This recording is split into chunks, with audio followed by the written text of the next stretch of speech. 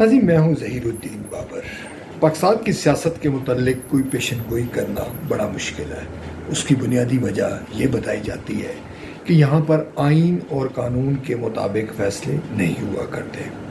یہاں پر طاقت سے مسائل کو حل کرنے کی کوشش کی جاتی ہے اور جس کا نتیجہ ہمارے سامنے ہے۔ یعنی آج اگر ہم یوں کہیں کہ پاکستان کا کوئی بھی بنیادی مسئلہ حل نہیں ہوا تو یہ کہنا یقینی طور پر جھوٹ نہیں ہوگا۔ ہمارے یہاں امن و امان کا معاملہ دیکھ لیں، بے روزگاری کا معاملہ دیکھ لیں، آپ پانی کی عدم دستیابی کا معاملہ دیکھیں، بڑھتی ہوئی آبادی کا معاملہ دیکھیں، غرض جس بھی شعبے کو آپ دیکھیں گے اس میں آپ کو یقیناً مایوسی نظر آئے گی۔ اب عام انتخابات کے حوالے سے پیشن گوئیاں کی جا رہی ہیں، چیمگوئیاں جاری ہیں کہ عام انتخابات بر وقت نہیں ہوں گے، اگرچہ آپ جانتے ہیں کہ الیکشن کمیشن نے اپنی پوزیشن واضح کر دی ہے اور پاکستان پیپلز پارٹی اور نون لیگ بھی اگست میں اسمبلیاں ڈیزالو کرنے سے قبل مدت سے قبل ڈیزالو کرنے یا مقررہ مدت کے بعد انتخابات کی باتیں کر چکی ہیں، مگر اب لگتا یوں ہے کہ صورتحال تبدیل ہوتی جا رہی ہے۔ اس کی بنیادی وجہ باخبر ذرائع کا یہ کہنا ہے کہ جو اطلاعات سامنے آ رہی ہیں، جو سروے ہوئے ہیں، خفیہ سروے ہوئے ہیں، اس میں ایک بات ہے کہ عمران خان ایک بڑے لیڈر کے طور پر سامنے آئے ہیں۔ پاکستان تحریک انصاف کی مقبولیت بدستور موجود ہے اور اس مقبولیت میں کسی طور پر کوئی کمی واقع نہیں ہو رہی، لہٰذا یہ سوچا جا رہا ہے کہ اگر عمران خان دوبارہ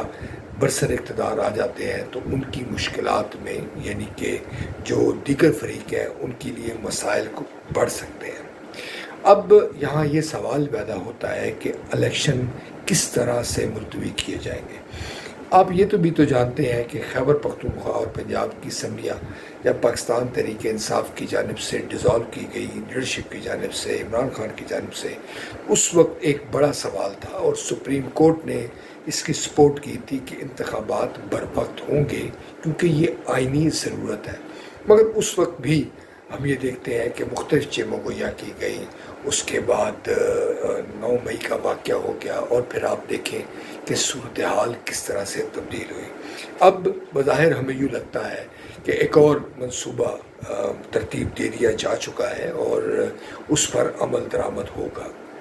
ایک اور سوال آپ یہ پوچھ سکتے ہیں کہ یہ معاملہ کس طرح سے التوا کا شکار ہو سکتا ہے۔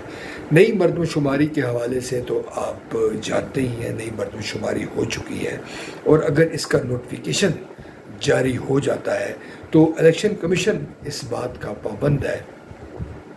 کہ نئی مردم شماری جب نئی کے مطابق ہی نئی حلقہ بندی ہو اور اس کے مطابق انتخابات ہو۔ نئی مردم شماری کے بعد یہ بھی عین ممکن ہے کہ کسی عدالت سے ایسا فیصلہ لے لیا جائے کہ انتخابات نئی مردم شماری کے مطابق ہی ہوں۔ یوں جو 2023 میں یہ امید کی جا رہی تھی کہ الیکشن کا انعقاد ہوگا تو یہ پھر نئی مردم شماری کے مطابق یہ انتخابات 2024 تک جا سکتے ہیں۔ پاکستان پیپلز پارٹی اور نون لیگ کے متعلق بھی یہ تاثر ہے کہ یہ دونوں سیاسی جماعتیں اس بات سے باخبر ہو چکی ہیں کہ اگر الیکشن کا منصفانہ انعقاد ہوتا ہے تو ان کی مشکلات میں اضافہ ہو سکتا ہے، لہٰذا ان کے اندرونی حلقے، اندرونی محفلوں میں، نجی محفلوں میں ان کے بھی اکابرین یہ کہتے ہیں کہ اگر الیکشن کا التوا ہو جاتا ہے تو ان کے لیے یہ سود مند ثابت ہوگا اور جو موجودہ ماحول ہے اس کے لیے ان کی مشکلات میں اضافہ ہو سکتا ہے۔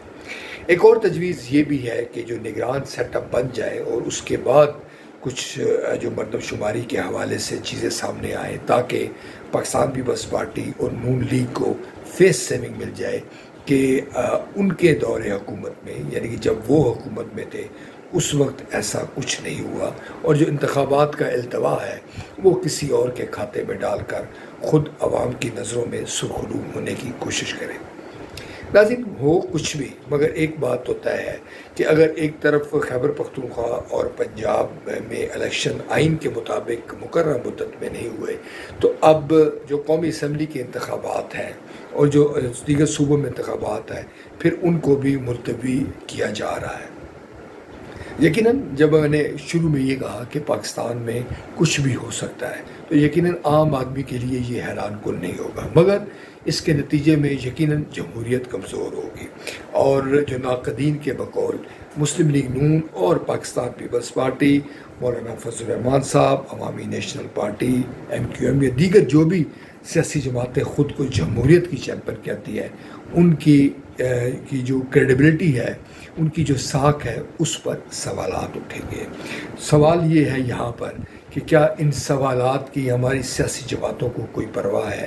بادی النظر میں یہ کہا جا سکتا ہے کہ ہماری جو سیاسی قوتیں ہیں وہ اس قسم کے الزامات کو سنجیدگی کے ساتھ نہیں لیتی، اور ان الزامات کو یا اپنی ناکامیوں کو دوسرے کے کھاتے میں ڈالنے میں بھی مہارت رکھتی ہے۔ مگر کچھ بھی ہو، یہ بات یقینی ہے کہ اگر الیکشن کا انعقاد بر وقت نہیں ہوتا تو پاکستان کی جو مشکلات ہیں یا عام آدمی کا موجودہ نظام پر جو اعتبار ہے وہ یقیناً متاثر بھی ہوگا، اور مستقبل قریب میں اس کے جو مضر اثرات ہیں وہ بھی ظاہر ہوں گے۔